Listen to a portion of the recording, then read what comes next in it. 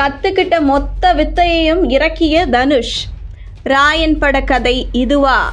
League ஆனதால் அதிர்ச்சி. மிகப்பெரிய எதிர்பார்ப்புக்கு மத்தியில் உருவாகியுள்ள ராயன் படத்தின் கதை இதுதான் என்று கதை ஒன்று தற்போது சமூக வலைதளத்தில் வைரலாகி வருகிறது.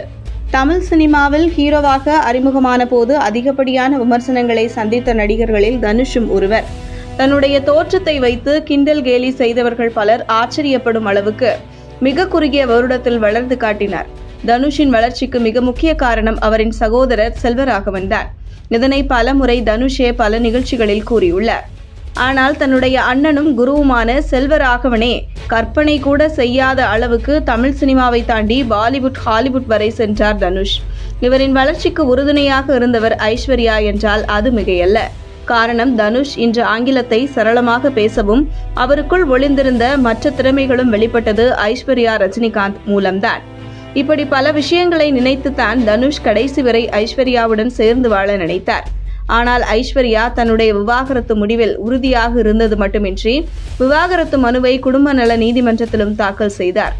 ஐஸ்வர்யா விவாகரத்து முடிவுக்கு பின்னர் திரைப்படம் மற்றும் ஆவணப்படங்கள் இயக்குவதில் ஆர்வம் காட்டி வரும் நிலையில் தனுஷும் தன்னுடைய பணியில் கவனம் செலுத்தி வருகிறார்.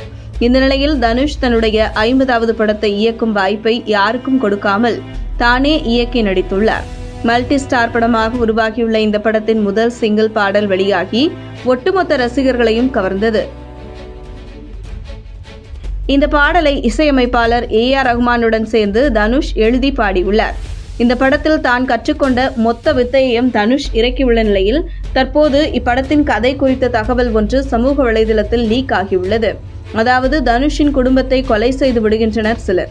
தன் குடும்பத்தை கொலை செய்தவர்களை காளிதாஸ் மற்றும் சந்தீப் கிஷன் உதவியுடன் தேடி செல்லும் தனுஷ் ஒரு அண்டர் வேர்ல்டுக்குள் செல்ல அதன் பின் என்ன நடந்தது, தன் குடும்பத்தை கொன்றவர்களை பழிவாங்கினாரா, கொலைக்கு பின்னால் உள்ள அதிர்ச்சி காரணம் என்ன என்பதை எதிர்பாராத கோணத்தில் இயக்கியுள்ளாராம். இதுவே இப்படத்தின் கதை என கூறப்படுகிறது. ஆனால் எந்த அளவிற்கு இது உண்மை என தெரியவில்லை.